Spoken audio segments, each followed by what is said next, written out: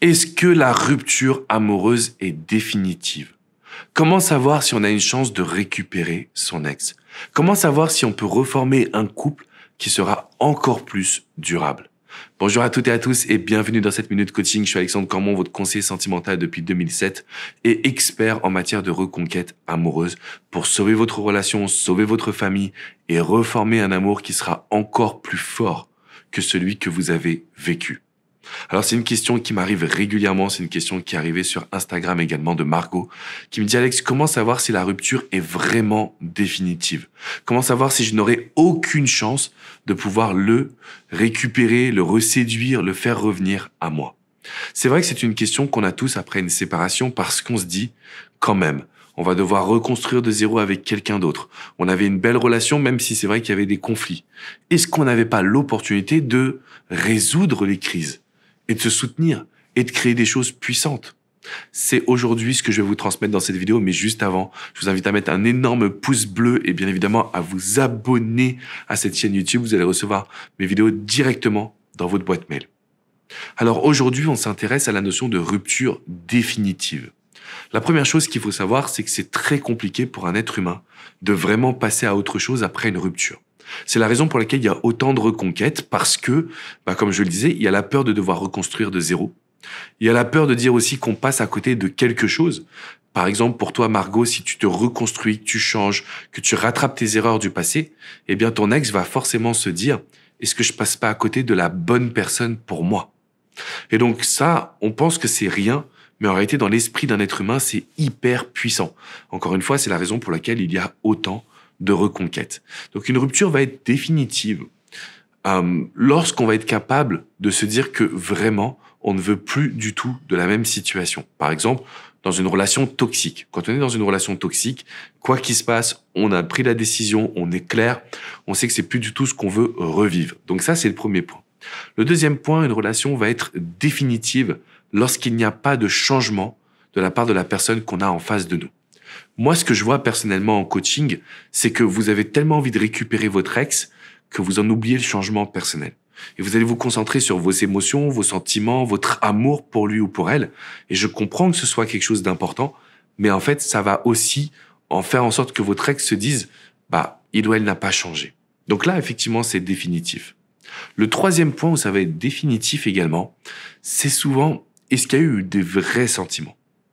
Ce que je veux dire par là, c'est qu'il y a des relations où on a des hommes, des femmes qui sont un petit peu dans l'abus. C'est-à-dire qu'ils vont vous voir une fois par mois et venir coucher entre guillemets ou avoir le contrôle, puis repartir. S'il n'y a pas eu de vraies relations, de vrais sentiments, si on a été sur quelque chose d'un petit peu toxique dans le sens où l'autre était pas du tout investi, n'a pas développé des sentiments, n'a pas développé un comportement actif dans le couple, on peut considérer que ça va être justement quelque chose d'impossible, entre guillemets, à reformer parce que c'est comme s'il n'y avait pas de sentiment, en fait. C'est comme si on avait posé une relation, mais sans fondation. À l'inverse, comme je vous disais, on a du mal à effacer le passé. Le deuxième point qui est important, lorsqu'il y a eu de l'amour, en fait, cet amour, il est présent. Cette personne-là a des émotions tellement négatives qui fait qu'elle croit qu'elle n'a plus de sentiments pour vous. Alors que les sentiments, ils sont là. Ils sont juste enfouis sous une couche d'émotions négatives. Et donc, il va falloir travailler sur un processus qu'on appelle la nouvelle attraction.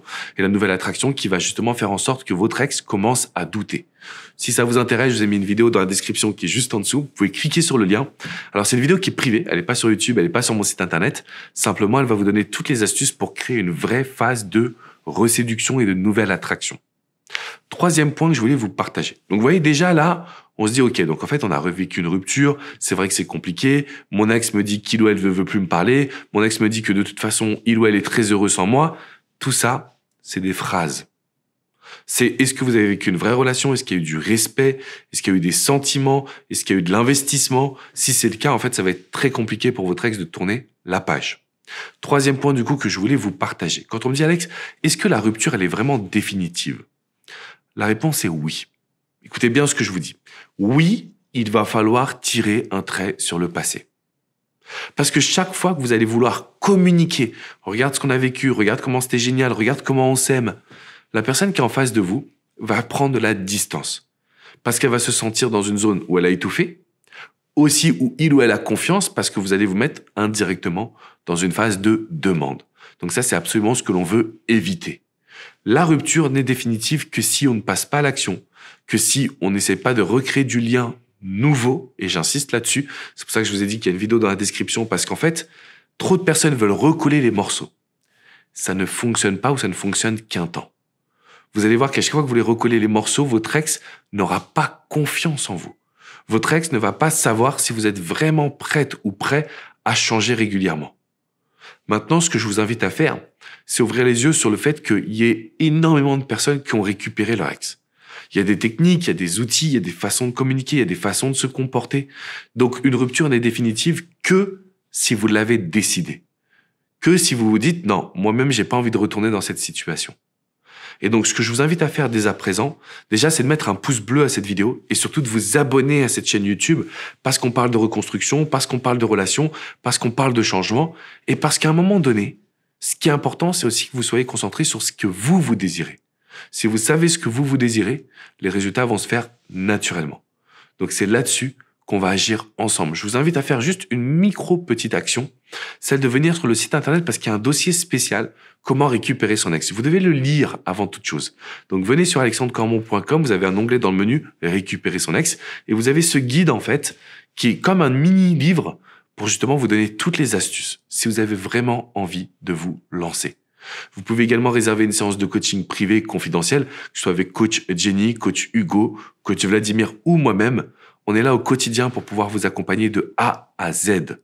Et on décide de ne pas vous lâcher parce qu'on sait que une rupture qui n'est pas définitive, eh bien, ça mérite que vous alliez au bout pour ne pas avoir de regrets. Écoutez bien ça.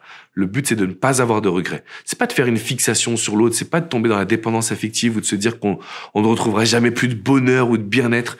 Pas du tout. Mais on veut à un moment donné aussi se dire qu'on a fait des actions pour aller de l'avant et ne pas avoir de regrets du tout.